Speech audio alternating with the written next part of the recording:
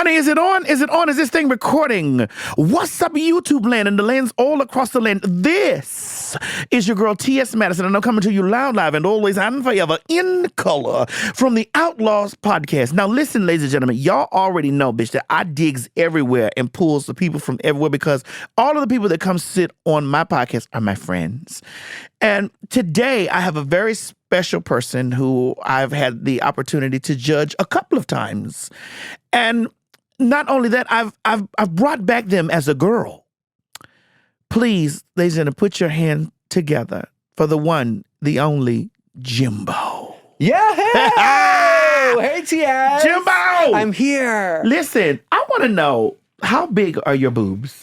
Well, they fluctuate depending on a lot of different things, the climate, the temperature, the time of day. I knew I was coming here to be with you, an icon, a goddess. Yes. And as I was preparing, someone said, well, who's going to have bigger tits? And I said, oh, that's a very good question. And it's definitely you. I have to bring my big titties. And you got them out, because I got my titties. I think we're twinning. Yeah, we probably twinning, but those bitches are shoved and pushed up. Thank you. Sometimes they have whipped cream in them. Right now, they're a little bit empty. Otherwise, I'd give you a little cream. Jimbo. Yes, yes. You've won RuPaul's Drag Race. Yeah. All-Stars. All-Stars 8. All-Stars 8. I ate. You I ate. All-Stars 8. Turn the girls to crumbs. You did. You did. You competed on RuPaul's Drag Race how many times? So I've competed 3 times. I competed on Canada's Drag Race back right at the start of the pandemic in 2020. And then I competed in UK versus the World in 2022 or 2021. It was shortly after. And then I competed in All-Stars 8 and another about a year and a half after that one. And you won. And then I won. I did it. Now, I'm going to go through my list of questions that I got for you, but I want to go off the grid just a little bit. Ooh. We're going off-roading. Up the dirt road. Up the dirt road, honey, with a little pudding at the end. I love a snack. If you had the opportunity to do RuPaul's Drag Race Tournament of the Olympians. Tournament of the Olympians. Would you do it? Well, I think Olympians... that makes it sound sporty. So I think I would try. But I think like an all-stars and all winners. Olympians. So, you want the Olympians. Because I want all the crown girls. Right. So that's all winners. This is all the crown girls. Right. You want all the top bitches that already beat everyone. I would do that in a heartbeat. I love Drag Race. I love drag.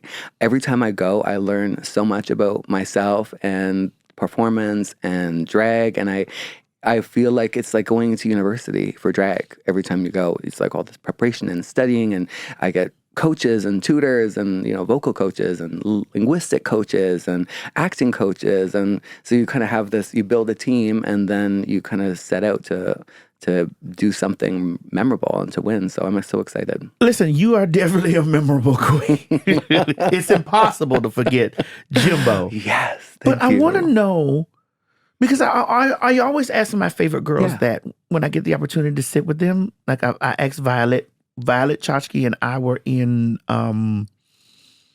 Puerto Vallarta. Ooh, oh my God. So you took a dick out of your mouth for 5 seconds to chat. Yes, and it's a Puerto Vallarta. Puerto Vallarta. I love Puerto Vallarta. So we were in Puerto Vallarta together, and I said, Violet, would you do, and I would call it the Tournament of Olympia. Ooh, I love that name for it. Because if Mama Ru's listening, you got a new title, Mama. Yeah, because it's like the girls are like, these are the girls, the pantheon of the girls. Like, the crowns, each crown. And I would love to see that. I mean, of course, some girls may not be able to be there, but... Right. So what do you mean? Like the Vivienne who passed? Yeah, the Vivienne. Like she wouldn't be able to be there too. Because I would really I loved the Vivienne. Oh, everything. She's such an inspiration to me. She's a dear friend of mine. And I was lucky enough to tour with her in the months prior to her passing. And I had some really great fun memories together with her. I loved her. Yeah. I thought she was an immense talent. Oh, everything. She was such a light for people in our community, people outside of our community, people, other queens, other entertainers. She was just inspired so many people in so many different ways. So. And her drag was polished, perfection. And in real life, like a lot of these girls, you see them online and then you meet them in real life and you're like, oh, okay. Someone likes their filters. But she, no, there was no filter needed. It was airbrushed. It was polished. It was perfection every time. I was like, how the fuck do you do that? So they have a series called Dear Viv on Wow Presents Plus. I'm going to sit and just watch it all. Me too. You know, but I really liked her a lot. Yeah. She was a good time girl. She was honest. She was funny. She didn't give a shit, but she gave all the shits, which I love. I love when someone can be so caring and also so free at the same time. And it gets that appearance that they don't care, but you know that actually their secret is that they deeply care. And they're just so good at caring and it seems easy. Do you think that a lot of that played a part into, you know, the way she handled herself? Like caring a lot, or caring too much? I think that she put herself, you know, be in a position of responsibility to her fans and her community to present in a certain way that was strong and polished, and that her flaws were primarily behind her, and that she was in a healthier, good space, and she didn't want to admit to her friends and family and, you know, the fandom about what was still going on for her. What was troubling her. And when we were touring together, I did see it, and I'm recovered from alcohol and from hard drugs like coke and things like that. Mm-hmm. As I'm like, no, but yes, I am. But when we were touring, I remember just being concerned, like seeing some things that were contrary to what I had believed to be the path she was on at that time. And I remember just partying and just going, oh, I'm worried about you, says, and I talked to her and I said, I'm a little bit worried about what's happening here. And she was so confident about what she was doing that she said, oh, I'm fine. You know what I mean? Like, you know, I've been doing this a long time, and I'm you know, I know what I'm doing. And a lot of people that when they're partying, they really do think that they're invincible or that they know what they're doing, even though they're maybe struggling or, you know, definitely not knowing what they're doing in that way. So what do you do to protect yourself from that? I think to protect myself from that, I remember where I was in my own addiction and how I don't want to get back there. And I also, for me, when I started to gain success from my art and I started to look at what things were serving me and what weren't, I realized that the drugs and the alcohol were not serving me like I thought they were. And I didn't want all of the love that I was getting and turning into more art and money and opportunities. I didn't want that love to be turned into money and then for me to turn that money into drugs and kill myself, because it's common for someone to be at the receiving end of so much opportunity and prosperity and love, and secretly it's being funneled into something destroying them. So I wanted to stop that. I wanted to say the money and the love that I'm getting, I'm putting back into health and love, and the people that are supporting me are supporting a healthy version of me. So I want to ask you this question without really digging so deep into your personal. Sure. But I still want to be personal. Yeah. What is it that you were trying to suppress?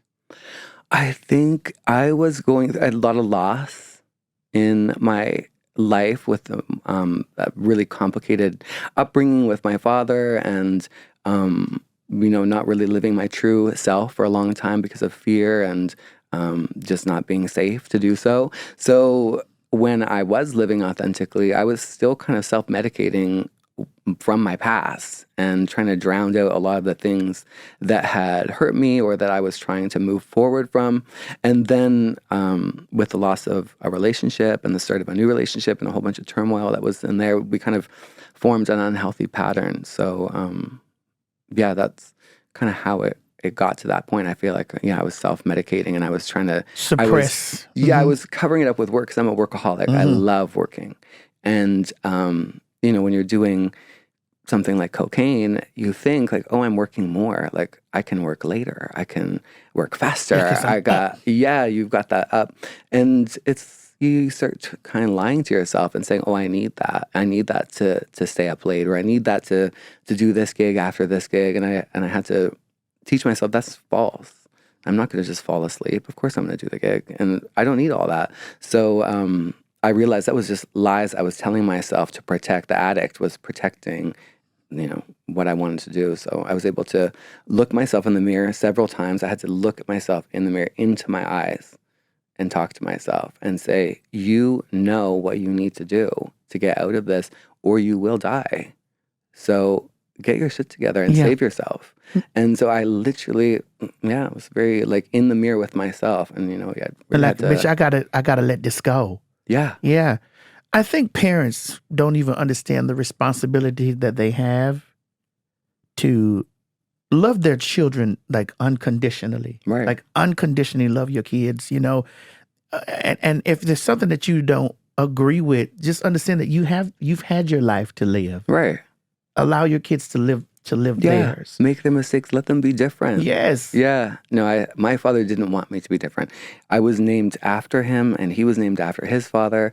And he really had it in his mind that I was to be a mini him and that I was to make the same choices and follow the same path. And any deviation from that was a sign of not being successful, and was something he didn't support or say was valid. So I had to circumvent all that and kind of, at the same time as doing what he wanted me to do, secretly do what I want to do. Yeah. So I want to go back just a bit. Yeah. Since we're in that area talking about it, like, how did you become? How did I become? Well, I think the pieces were always there. It was like the puzzle, and the puzzle could be made in a whole bunch of different ways. So I was making the puzzle the way I thought people wanted the puzzle to be arranged, with all my pieces I had. And all the pieces were there. I was just, the picture wasn't the right picture. And it took me a while to understand all my pieces and to understand what pieces were for me to understand only, and what pieces were for me to share in the understanding of them. And eventually I just claimed my sexuality. Eventually I said, this isn't a piece of me that's up for debate. I'm not asking for permission, and I'm not asking for anything but acceptance and love. And so that's when I found true love. My first true gay love was when I was with my partner, Hank. I had girlfriends before that who I loved so much and love them dearly to this day, but it wasn't something I had come to terms with emotionally or mentally at that time. And when I finally realized, oh yes, I'm gay, and I fell in love with another gay man, I was like, oh, okay, this is what this is. I haven't been living authentically, and now I need to make it known that this is how I'm going to be, and there's no questioning it, just love me. And that's when I was able to move forward and really step into myself and embrace all those weird, queer, feminine parts of myself that I was sort of programmed to think were wrong or bad or, not manly or not for me, or all those things that I naturally gravitated towards that was told for so long as not for me. I was able to go, those are for me because I choose them, and I'm putting them into my puzzle, into my picture. And I'm going to rearrange this to be the picture I want to see and the picture I want to present to the world. And I think I had told myself that I was making that picture for other people. And I think I realized over time, like, I was telling myself all that. And when I finally came, into myself and shared it, a lot of the people around me were like, yeah, we know. We know you were gay. We know that you were struggling. We've been waiting. And then you're like, oh, okay, well, that was easier than I thought. But we kind of just set ourselves up. It's kind of like performance. My clown teacher taught me the audience is always on your side. Mm-hmm. Everyone is always with you. They want you to do the best. And sometimes as a performer, as a person, you assume the world is against you. Everyone wants me to fail. I'm going to do bad. And my teacher told me, no, everyone wants you to do good. And I feel like that's the way it is in life. People just want you to do good. They want you to feel good. They want you to be your authentic self. And when you line it up, it's amazing all the support you get. So all the people were accepting and loving and, oh my God, It was your dad that was the resistant. I never came out to him. I blocked him out of my life, and we were estranged until his deathbed. And on his deathbed, I went to him, and I still never came out to him because I thought, you don't get to know that. You haven't done the work to get to know that part of me. So I'm not telling you. We're not talking about it. So he never saw He passed. He never saw you in. No. He saw pictures.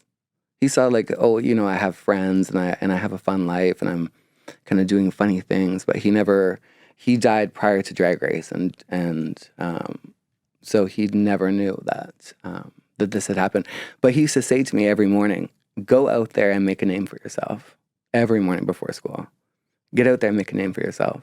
And, I didn't really know what that meant as a kid, what to make a name for yourself. It's just words of encouragement. But I know now I did what he said. I made a name for myself in the world. You and did. I know he would be so proud of that. Yes. Maybe he wouldn't. I know he was a weirdo and a pervert and, I've had a great sense of humor. He was just, I think maybe even a little bit closeted himself. He was a bit abused.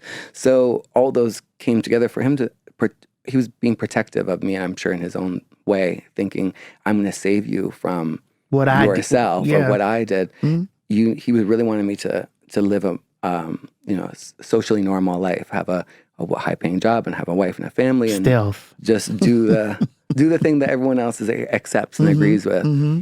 And I was always kind of doing my own thing. So eventually I just had to break off from him. I blocked him from my life, and he sort of watched on the internet or watched on Facebook a little bit.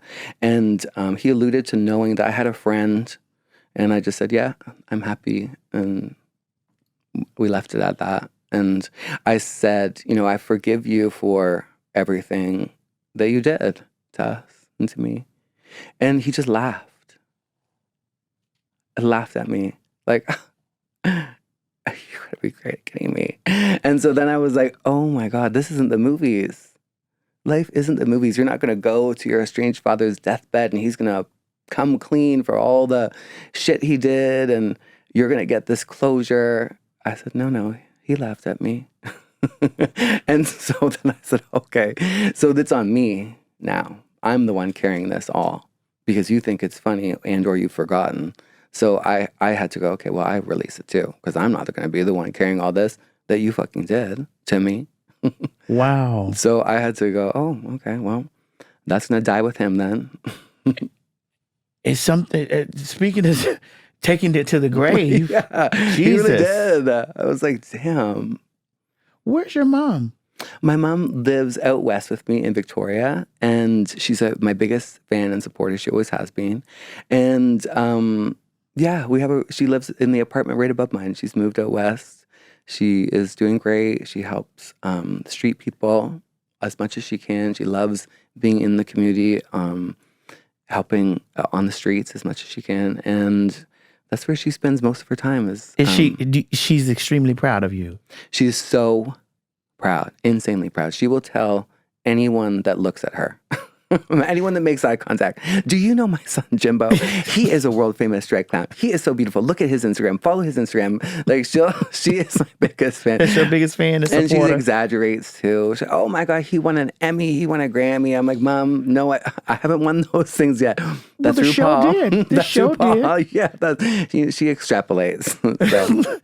So my question is, there was one dark side of your parenting that was just like that you really wish that you could have connected to. Yeah. And then there's this big presence that you connect to and that you love.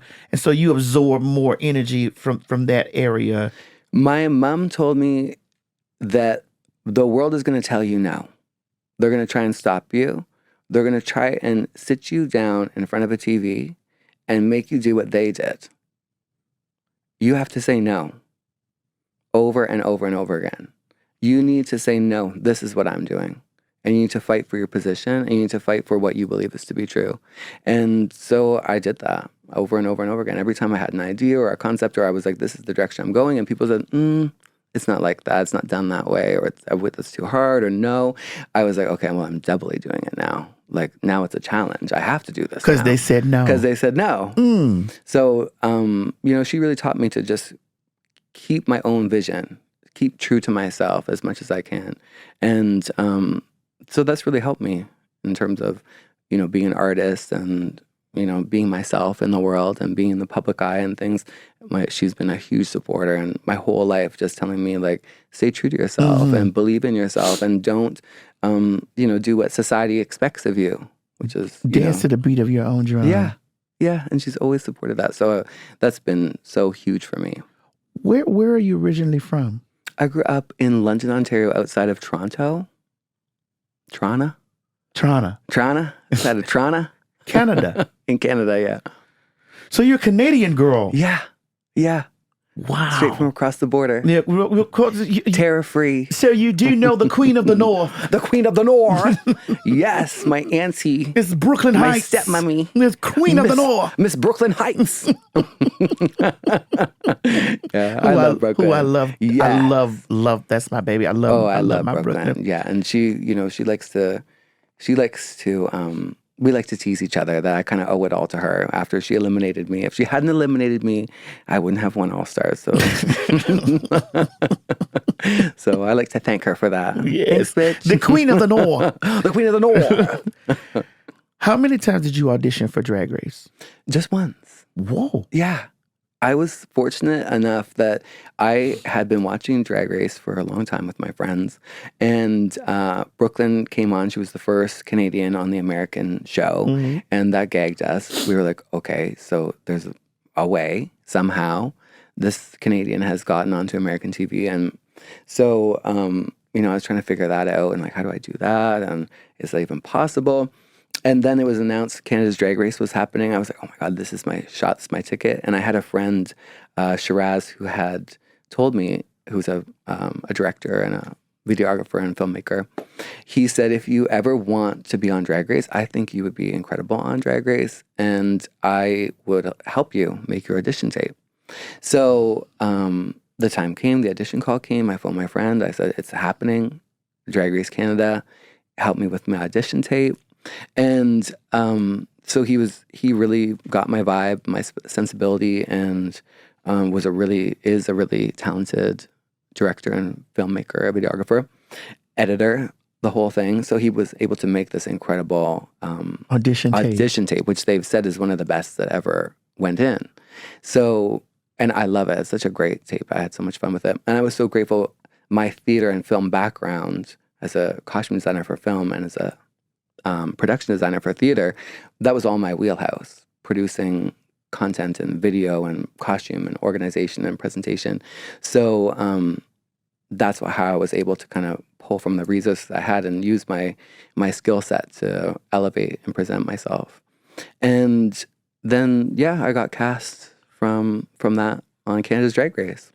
Going in, did you know that you were going to be like stand out? Did you hear the words echoing in you from your dad saying, go out and make a name for yourself in the world? Go out and make a name for yourself. At that time, I didn't understand that. I remember being in an elevator with one of the Queen's Care, and I said, do you think I'll have fans? And they're like, yeah, girl, you're going to have fans. And I was like, what? Like, are you sure? And they said, yeah. And so I thought, maybe a few. I thought, some people will gravitate towards my drag, a couple thousand or whatever. And then the show dropped, and it was time by, the universe with the pandemic and the lockdown. It was almost simultaneous. And so it felt at the time like, oh my God, my dreams have come true and the whole world's on lockdown. And this is the worst case scenario. But what ended up happening was being a clown when the world needed to laugh. And I did my job as an entertainer and a clown. And I was so grateful, and still am so grateful, that I meet people all the time that go, you got me through. That screaming on the mountain, you being on that first challenge where I'm up and I've got my Twisted Mickey outfit and I'm being blown by the wind. And I just absolutely... I was taken by surprise because I thought I was just climbing the hill. I thought that was be in heels and go up that incline. I was like, oh, this isn't so bad at all. And then they turn on the big fan and I got absolutely blown away, just screaming and going crazy. And that was my first viral moment. And that from that, like my followers just started going like every day, like 100,000, like a 200,000. It was like a dream, like watching the numbers. It was so exciting. It was crazy. It was like, when you get the jackpot at the casino and all the bells and and you're like, oh my God. It was like that. I was with my partner and people were sending me screen caps and looking like, look at this. It's growing. It's growing. It was so exciting to see my art and my sense of humor and my point of view resonate around the world with so many people, and for the whole thing to be blowing up in that way was just absolutely a dream. It was so exciting and so I guess, like, is it vindicating is the word? After my judgment on the show and after the filming process, I hadn't the show hadn't been displayed to the fans yet. So I was still stuck on my critiques I got and my whole filming process. I was pretty devastated with the way I was received by Brooklyn and Jeffrey and the judges. And I was really heartbroken about how it all happened. So I thought, we'll see what happens when the fans see, because I'm crazy or this didn't feel great. And so then they played the show and the audience went on my side and they were like, no, like, this is not right.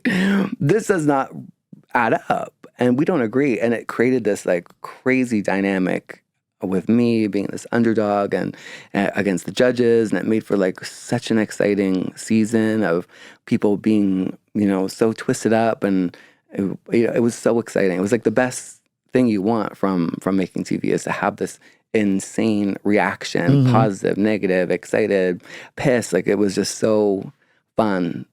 And so, yeah, I loved the transformation after the show, seeing what it was when the audience came on my side and said, no, we love you. We love this point of view. We think you should be in the top. Like, I was like, oh, yeah. It just started feeding y'all that stuff in you. You was like, ugh. It was everything. But then they started to come for Jeffrey, and I was like, okay, well, let me defend him, because he doesn't deserve all this hate for doing his job, which was to be a judge and to be, to be polarizing. Those are the characters you want to watch that make you feel something.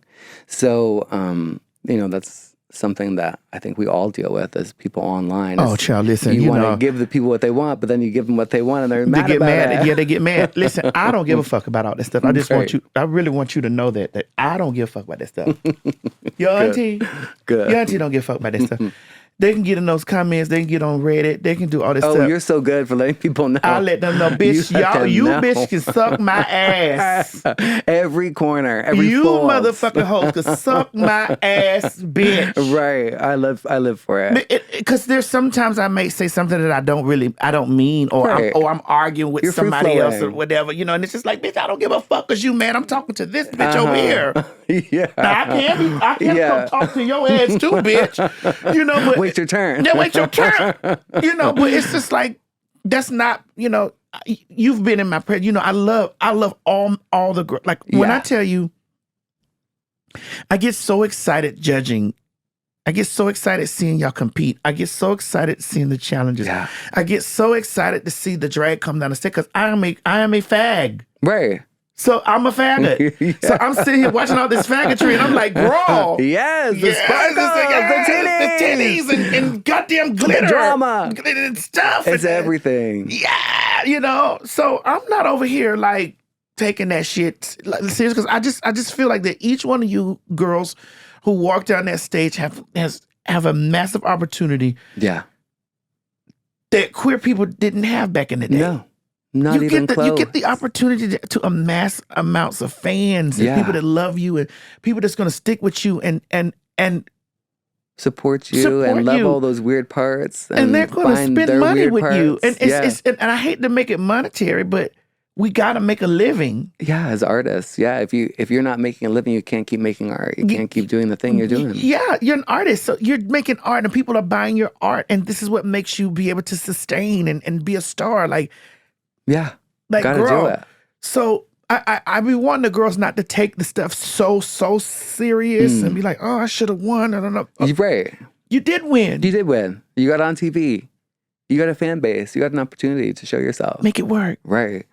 Make it work. Yeah, and a lot of my sisters, I've talked to them about when they get there, it's hard because you're given this opportunity that you haven't been given before, or people in our community haven't been given. So they go in with this huge sense of responsibility that translates into seriousness or into just an intensity. And, you know, I'm really good at being playful.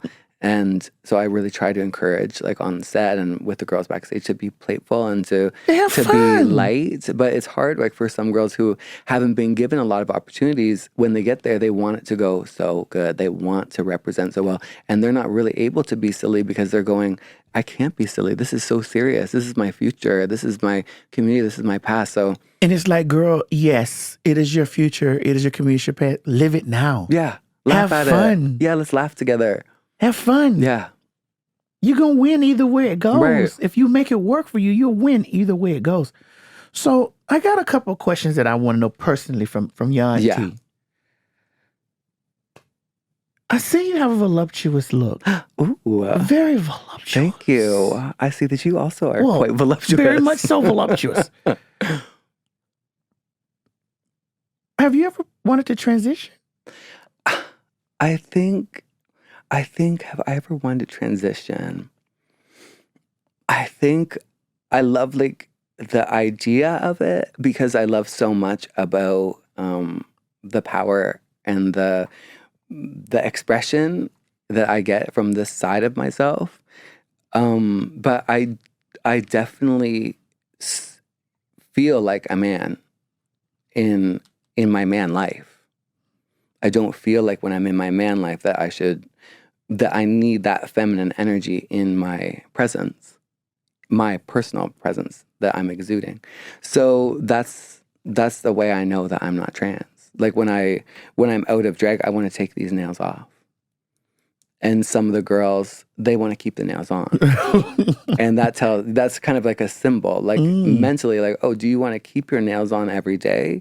And when you're doing the keypad and when you're sucking the dick, do you want to see these nails? Do you want that fantasy? Yeah, at the same time. Come on, ASMR secretarial blowjob. Yeah. Working girl. I see you were good at that. That's not your first time. I was not. Working girl, got the honey. glint in your eye, like you like it. I'm the first Melanie Griffith. Working girl. Yes.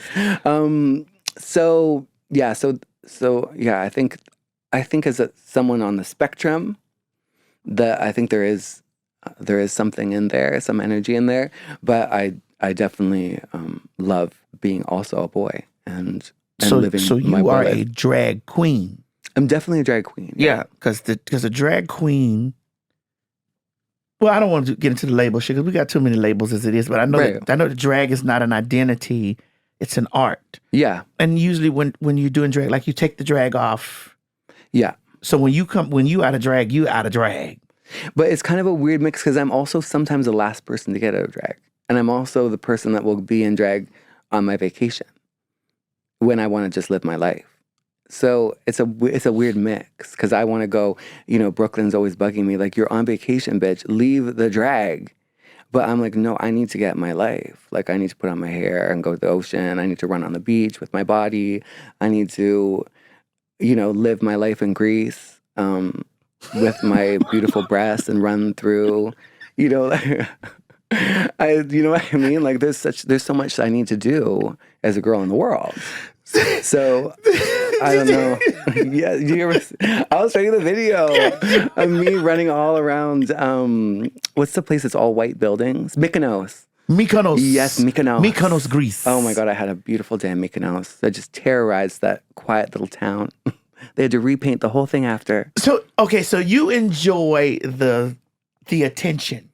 Oh, I wonder if that's what it is. Yeah, you enjoy the commotion and all the stuff that okay, yeah, I love that. You love all of that. You love coming through like, hi, bitch, I'm here, bro. Yes, I'm here. Yes, I'm you're here. Right. Yeah, and like then I like on a cruise, like if I'm the only person being extra, I love that. By the pool, I'll come down the stairs. Everyone's like, the fuck? Who is that? Yes. And then I'm like, play the track. I'll dance through everyone, flip the tables, shock the old people, steal someone's husband. And then you'll go back to the room and come downstairs and be like, who Where did she go? Where'd she go? She was a whole mess. Where did that bitch go? But yeah, I love that part. And only very few complaints. This is a part of your alter ego that you love, and you love being in your alter ego. Like you feel free here. Yeah. You feel at one with yourself. Yeah. Happy. Beautiful. Honey, done. Bitch, uncomfortable. Extravagant. Strapped down. But extravagant. Yes. Loaded down. Sometimes I feel like I'm a walking garage sale, just peeking out. Are you a walking garage sale? God damn it. Peeking out. Hi, I'm for sale. Hey, what do you want? Yeah, but trinkets in the back. But put me back now. Yeah, but put me back now. Take me home. But put me back. But put me back. Because I want to sell more. Yeah, I got more to do. So Jimbo, yes. were you a clown before this? Like, did you do clown work? So essentially, everyone is a clown. Everyone has a clown inside them. Well, I've had one. Yeah. How big was he? It was a little person. Yes, you're so lucky. Yeah. Oh my gosh, wow. My mom had an affair with a little person before, and I love little people. So, yeah. But he was dressed as a clown. Oh my God. Yeah. Is this King Dwarf? No. Okay. No. Because King Dwarf also dressed like a clown, a little person with a huge dick. Yeah. And he did my music video, Big Top. Was he a porn star, your friend? No, he wasn't. He was just a little person that had a big dick. Person with a big dream. Yeah, big dream, and wanted me to go to sleep on it. Right. He said, hop on and take a nap. Rest on my dream. Oh. I was like, no, but we had a good time, but so you said everybody has a little clown in them. Yeah, so everyone has a clown in them. And it's really, I think that's why clowning works, is you speak to the humanity inside another person through absurdity and the absurdity of life. And you're kind of connecting on a commonality, and that's the human experience. And I love clowning because it's really about connecting with your audience. And it was my understanding of performance. Prior to being a clown, I didn't understand performance. I didn't understand the preparing, and then you get out there and you do it, and then everyone claps for you, and it's all about you. I couldn't understand that. And then my clown teacher said, no, this is about the audience. This isn't about you. When you're getting claps, that's the audience thanking you. For making them happy. For making them happy. And it's not about them going, you're amazing. It's them going, thank you. Thank you for what you're doing. And I was like, oh, okay, they're thanking me. I can do that. And then, the idea to conceive of something funny, rehearse it, and then present it, and the people find it funny the way you want them to, that also was a barrier for me. And clowning is about releasing all that, and it's about being present and being honest in the moment with yourself and your audience, and listening to what they want and getting yourself off at the same time.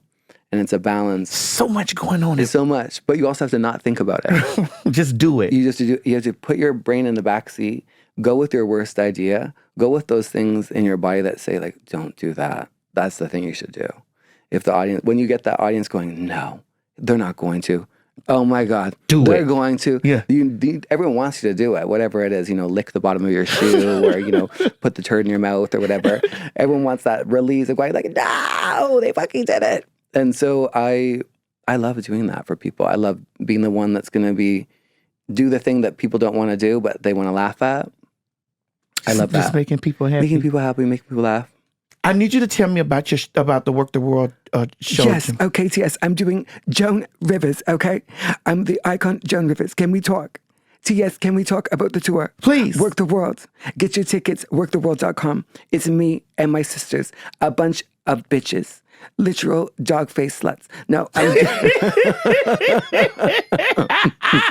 it sounds so fun. No, we're all doing celebrity impersonations. We've got Beyonce. We've got Lady Gaga. We have Ariana Grande. So it's the girls. We're doing celebrity impersonations. It's an award show format. I host as Joan Rivers. I'm switching off with Sasha Velour coming up. But it's an incredible show. We make you laugh. I do Dolly Parton. I'm still working on the voice. It's all right. You get it big one titties day. and blonde hair. But big titties and what kind of hair? Oh, blonde pubic hair to match Blonde the blonde pubic on my hair. head. You know, curtains got to match the carpet. But bless your heart. Do I have some comp tickets? Yes, come to work the world. I want to come work the world, bitch. Yes, bitch. So what I got to visit? Visit www.worktheworld.com. And that's Yeah. WERQ. That's right. Wow, Work. you're a good speller. Very much so. I can do a lot of things. Ooh. Oh, want to show me? Listen, you whore. We can start our OnlyFans. Only clowns. Yes. Oh my God, we're gonna be rich. I love you, Jimbo. I love you so too much. so much. Thank you, TS. I got 2 last questions. One, what was the first thing you did with your prize money? The first thing I did with my prize money was I did my show Jimbo's Drag Circus. I had a dream, being a theater kid, working in theater, moving into film. I had and I still have an incredible community of artists and directors and filmmakers and sewers and prop makers and set designers that all saw me and said, one day we're going to work for you. And I said, no, you guys. They said, no, we want to. We can't wait for it to be the Jimbo show. And whatever the fuck it is, it's going to be crazy, but we're in. And I was like, oh God, you guys, who knows? Fingers crossed. I would love that someday. But it happened.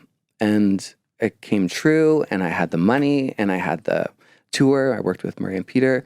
They said, we want to give you a solo tour, 40 dates around North America. And I was like, okay, we fucking did it. I've got the gig. They want it. Now I've got to figure out my fucking show. And so I went back to my people. I said, I've got it. I've got the money. I've got the gig. We just got to do it. And here I sat down. I wrote out my script and my ideas and presented it. And I gathered my community. And it was so incredible to have a full circle moment and to have my friends and my community all invest and participate in something that was my dream come true. So we used basically all the money I won and made an incredible show, Jimbo's Drag Circus. You've made way more money than you've won. Yes. Thank God. Thank God. So you took it all back. You took that 200,000, honey. Well, minus the taxes. You took that. Taxes. You took that 150,000, Blew it up. and you invested it in yourself. Yeah. And you made $1 million back. Right. That's. I tell the girls, it's incredible. You're gonna always win. Yeah. If you make it work for you. If you make it work. If you stay true to yourself. If you stay true to your vision.